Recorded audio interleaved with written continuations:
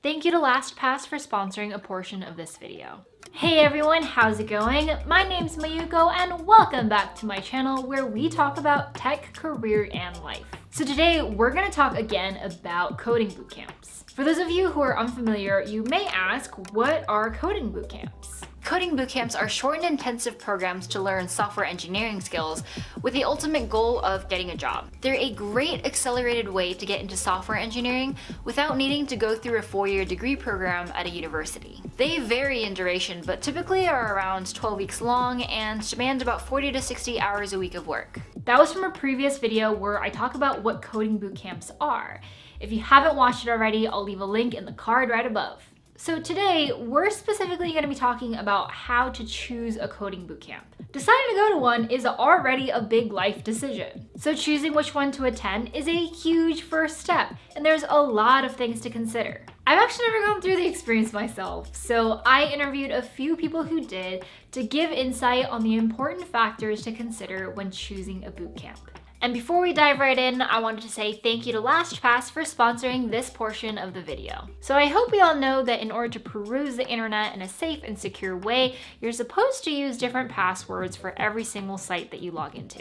Well, LastPass relieves the burden of generating and remembering those passwords. With LastPass, you don't have to write, remember, or reset passwords. LastPass also autofills your credentials on mobile sites and apps for iOS and Android. When you open an app or site, LastPass will fill in your username and password for you, making it fast and easy to log in. Features include unlimited password storage, free cross-device sync, and password sharing. So click the link below and start using LastPass today. Thank you to LastPass for sponsoring this portion of the video, and now let's get back to coding bootcamps. So first, let's talk about bootcamps in 2020. According to a few market reports about bootcamps, they have campuses in over 85 cities across the United States and Canada. 83% of bootcamp grads report being employed in programming jobs. The average starting salary is around $67,000 across the United States, which varies a lot depending on your location. On average, the tuition for in-person bootcamps is around $13,500, and they're about 15 weeks long. And finally, online bootcamps have seen enormous growth of about 171%, which I imagine is even more now because of COVID-19. So are coding bootcamps still a viable solution for changing careers into technology? Well, the statistics show that the number of bootcamp graduates are increasing year over year. So most bootcamps really aren't going anywhere anytime soon. But on an individual basis, I've learned that it really depends on your personal situation. Personally, I think it comes down to opportunity cost. I think nowadays there's a lot of online resources. So if you're extremely disciplined and maybe you've been doing this for the last 6 months and you could see yourself improving week over week and month over month, I would say go as far as you can using online free resources. The biggest thing is to consider is how do you get a job in tech the quickest, right? So if you can do it on your own using online resources, great. That could be a great option for you. But if studying on your own is going to result in you spending 12 to 18 months struggling, you're probably better off doing a part-time course or self-paced course that's 6 months long. Even if you get a job 3 months quicker than doing online, that opportunity cost of getting paid 3 months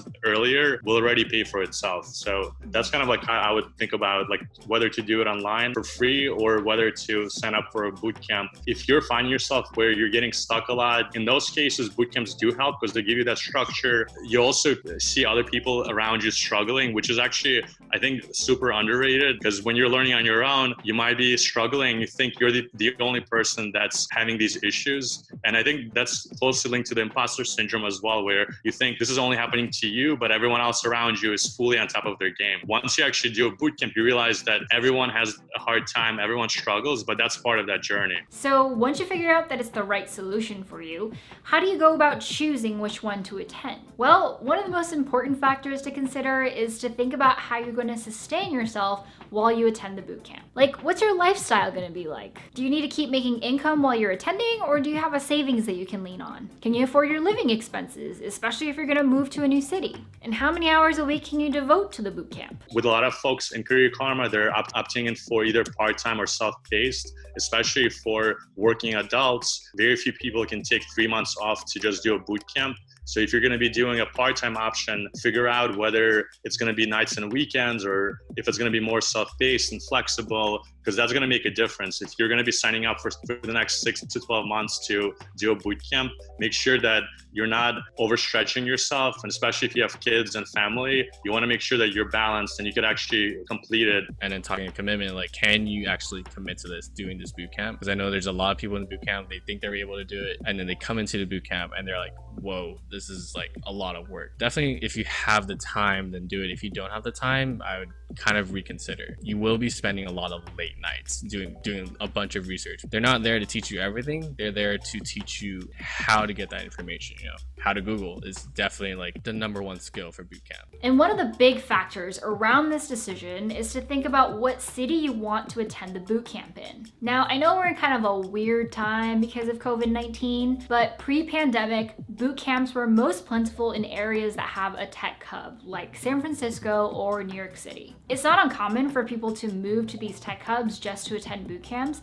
since it's likely going to be where they'll find jobs too. But for some, a big move or a commute to one might not make sense. Are you able to like go out of your way to like go to this boot camp? Like if it's like an hour away, but you live in SoCal, that's going to be probably like 2 hours instead. Like, is this worth it for you? Is it worth it to drive every day to your boot camp? Like, can you do that? Can you commit to that? So I looked at some other ones, like Hack Reactor, General Assembly. The downside with that one was it was too far for me. I live in Anaheim. SoCal traffic is like horrendous. So I didn't want to drive all the way to LA for Hack Reactor or Assembly or like Pomona. So that was kind of out of the question for me. But I learned, interestingly, that it might be to your advantage to attend a boot camp that's not in a tech hub. What we're finding is that people in secondary, like tech markets, are actually having an easier time finding a job because there's less competition. A lot of companies are open to hiring junior talent, whereas the main markets like San Francisco, New York, LA, Chicago, there is more saturation of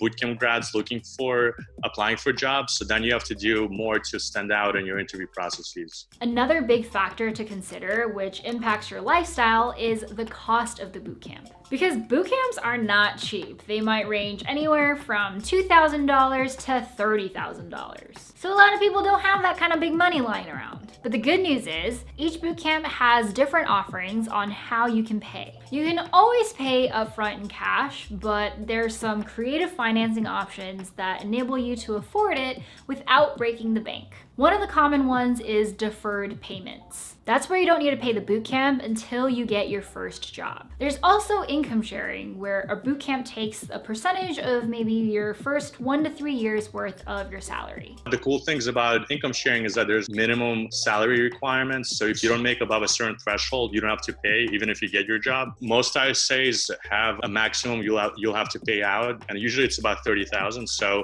for most schools, you're not going to pay more than $30K, even if you're making $200,000 as your first job. But overall, ask your bootcamps if they have living stipends. That's something that has come up. And if you live in Atlanta, I think San Francisco, Denver, you might be eligible for some living stipends. So ask your bootcamp if they have that. Tuition for UCI is, you can do it multiple ways. You can pull out a loan. You go through that whole loan process and you have multiple ways to pay off your loan, or you can pay monthly. UCI's program was around $12,000. What I learned from my other bootcamp members was that some of them already have like career jobs, and then some of their companies are actually willing to invest in them.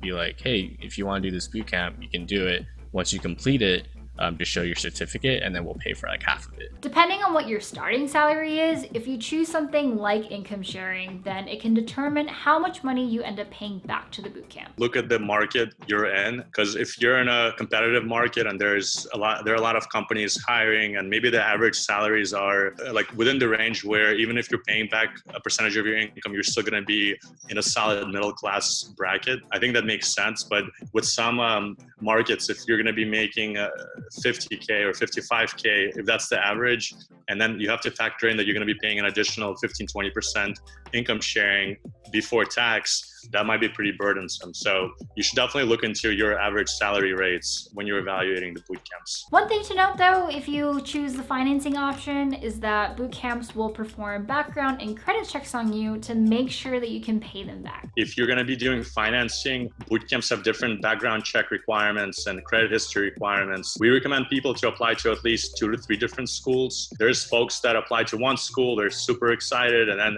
they get turned down because maybe they have like a late payment on a loan from six years ago. We tell them not to give up because every school has their own credit requirements. And if you don't get into one, there's probably at least 1 or 2 other boot camps that will accept you. Now, after you figured out some of the big factors that go into deciding a boot camp, it's time to do some more in-depth research to find out what the actual experience will be like. You might be able to find a lot of information on a boot camp website, but bootcamp grads recommend that you talk to past attendees to get the real scoop on how it was. Doing your research on these boot camps, like understanding what they give. I've had a lot of people reach out to me on LinkedIn, like just asking about the boot camp. If you can't find any more resources on the website itself, then reach out for people on LinkedIn. See if they put their school in their LinkedIn. Just reach out to them, ask them like, hey, like, what did you think about this boot camp? Do you think it was worth it? And then if you can't get more information, like just call the school. Ask them like, you know, can I get a curriculum? Can you give me more information? I'm really highly considering this. I just want more information. And they'll more than likely give you the information. They'll give you, like for me, they gave me the curriculum and they went into detail, like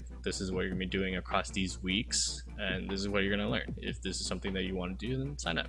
So I mainly asked them, you know, how was the job searching process after attending the boot camp? Yeah, and I asked them, you know, how long it took them to find a job, what it was like, if the boot camp offered you any services for help. You know, people were really open about sharing their experiences. So, what might you ask when you're talking to past boot camp grads? Well, one important thing could be job placement. Each bootcamp may or may not offer some job placement help after all the coursework is done, from resume reviews to networking events to interview prep. But what's important is whether you're actually able to land a job afterwards at all. A lot of my statistics I looked up are kind of placement rates for those specific bootcamps and also average salary coming out of those bootcamps, because I knew that if I was going to be spending this much money, I wanted to definitely see results. Or maybe it's the network and prestige that get you more opportunities.